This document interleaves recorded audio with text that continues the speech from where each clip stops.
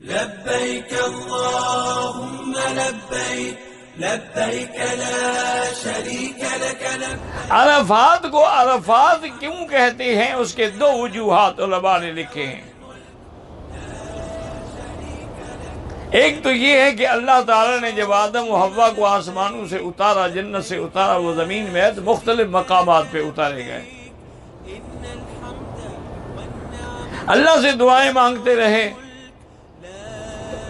اللہ نے غلطی معاف فرما دی، تو اسی جگہ حضرت آدم و حوا کا ملاپ ہوا جس کا نام عرفات ہے، یعنی یہی آ کے انہوں نے ایک دوسرے کو پہچانا۔ اور ایک روایت مبارک یہ بھی ہے کہ اللہ تعالیٰ نے جب جبریل علیہ السلام کے ذریعے حضرت ابراہیم علیہ السلام کو مناسک کی تعلیم دی، اور اس کے بعد فرمایا کہ حل عرفت، جان گئے؟ انہوں نے کہا عرفت، جان گئے، اس وجہ سے بھی اس کا نام عرفات ہو۔ یہ وہ مقام ہے کہ حج نام ہی عرفات کا ہے، یعنی سارے آدمی کام سر انجام دے، لیکن اگر عرفات نہ جائے تو گویا کہیں نہیں گیا، حج ہوا ہی نہیں۔ سرکار سے پوچھا کہ عمل حج یا رسول اللہ، حج کس کو کہتے ہیں؟ فرمایا الحج عرفہ، حج عرفات کا نام ہے۔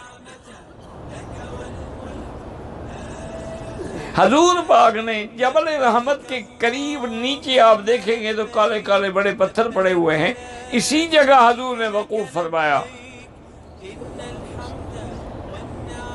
اور عرفات میں ہی وہ وادی ارنا بھی ہے اور مسجد نمرہ بھی ہے، لیکن یہ مسجد عرفات جو ہے یہ یاد رکھنا، یہ آدھی عرفات کے حد میں ہے، آدھی باہر ہے، یعنی جو جانب قبلے والی ہے یہ باہر ہے، وہاں باقاعدہ بورڈ لگے ہوئے ہیں، تو اگر آدمی اس حد میں بیٹھا رہے اور عرفات میں نہ جائے تو حج نہیں ہوگا۔ اور یہ عرفات کا دن جو ہے، اس کا روزہ جو ہے، حضور نے فرمایا کہ جو روزہ رکھتا ہے 9 تاریخ کا، اس کو 2 سال کے گناہ معاف ہو جاتے ہیں، 1 سال پہلے اور 1 سال آنے والا۔ لیکن ساتھ یہ بھی ہے کہ حاجیوں کو روزہ نہیں رکھنا چاہیے۔ حضور پاک اپنی اونٹنی قصبہ پر خطبہ دے رہے تھے کہ بی بی ام سلمہ نے دودھ کی لسی بنا کے حضور کے لیے بھیجی۔ بی بی ام سلمہ کا مطلب یہ تھا کہ آج معلوم کریں کہ حضور کو روزہ ہے یا نہیں ہے، اور دودھ ایک ایسی چیز ہے جو حضور کبھی رد نہیں فرماتے تھے۔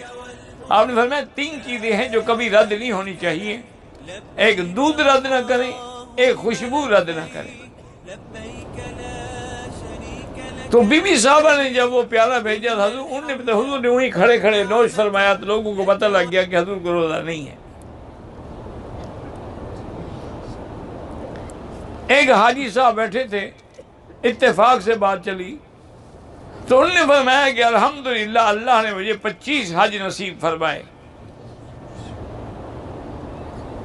تو کسی ساتھی نے پوچھا کہ حضرت اس کی وجہ کیا ہے؟ فرمایا کہ میں حج پہ آ رہا تھا بس میں نے دیکھا ایک بوڑھی عورت ہے، کمزور ہے، ضعیف ہے، پیدل چل رہی ہے، چلا نہیں جاتا بیچاری کو۔ میں نے بس رکوائی ڈرائیور کو منت کر کے، اور میں خود اترا، اور میں نے اس بوڑھی کو اپنی سیٹ پہ بٹھایا۔ میں نے ڈرائیور سے کہا دیکھو میری سیٹ پہ اب یہ بیوی بیٹھ گئی ہے، میں پیدل جاؤں گا، آپ جائیں۔ تو جب بس چلنے لگی تو اس نے کہا کہ بیٹا اللہ تمہیں 25 حج نصیب کرے۔ تو یہ اس بڑھیا کی دعا ہے جو مجھے لگ گئی۔ تو وہ مقام جو ہے وہ خدمت کا مقام ہے، وہ مقام جو ہے تواضع کا مقام ہے، وہ مقام جو ہے عبادت کا مقام ہے۔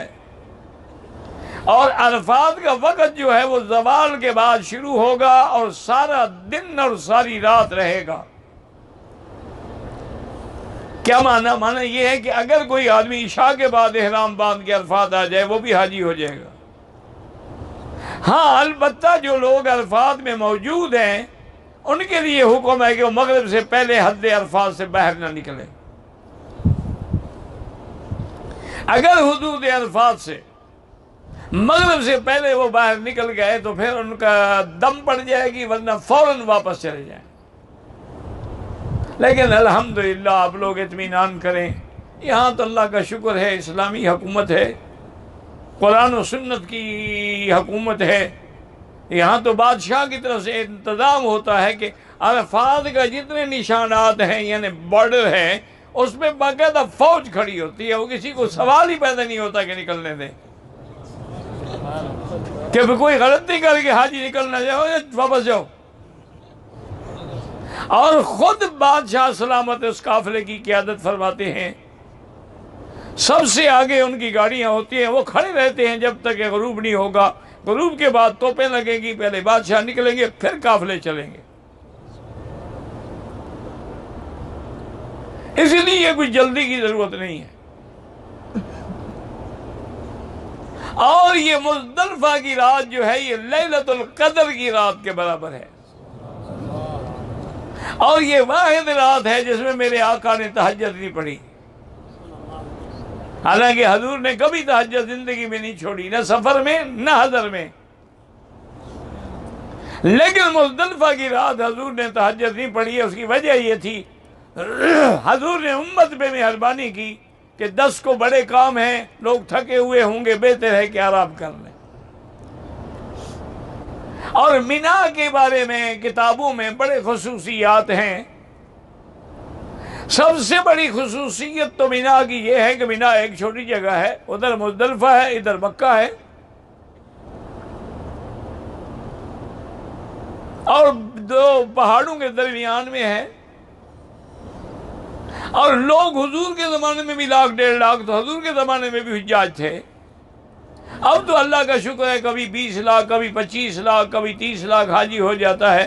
تو مینا کے خصوصیت میں یہ لکھا ہوا ہے کہ جیسے اللہ نے ماں کے رحم میں ایک ایسی طاقت رکھی ہے کہ بچہ چھوٹا ہو تو وہ رحم سکڑی ہوتی ہے، بچہ بڑا ہوتا جائے گا رحم خود بخود بڑی ہوتی جائے گی۔ انہوں نے کہا قیامت تک جتنے حاجی آئیں گے سب مینا میں سما جائیں گے۔ اس کے اندر بھی اللہ نے یہ خاصیت رکھی ہے۔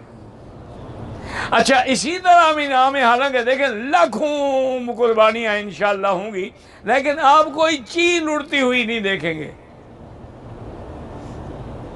اور مینا میں اتنا گوشت ہے، اور پھر ہمارے حجاج کرام ماشاءاللہ جو کھجوریں کھا کے حرم میں بھی قالین کے نیچے رکھ دیتے ہیں کہ ہم نے کھا لی ہیں گٹکیاں محفوظ رہیں، یہ نہیں کہ لاکھوں کی قالین تباہ ہو گئی۔ وہاں بھی یہ سارا کچھ ماشاءاللہ صفائی اسی طرح کرتے ہیں، لیکن اس کے باوجود آپ کو نہ مکھی نظر آئے گی نہ مچھر نظر آئے گا۔ یہ بھی مینا کے خصوصیات میں ہے۔ اور یہ بھی مینا کے خصوصیات میں ہے کہ جو کنکری آپ مارتے ہیں، اسی لیے حکم ہے کہ کنکریاں مزدلفہ سے اٹھائیں، مینا سے اٹھائیں، مکہ، لیکن شیطان کے قریب نہ اٹھائیں، کیونکہ جو کنکری مقبول ہے وہ اٹھ جاتی ہے، جو مردود ہے وہ پڑی رہتی۔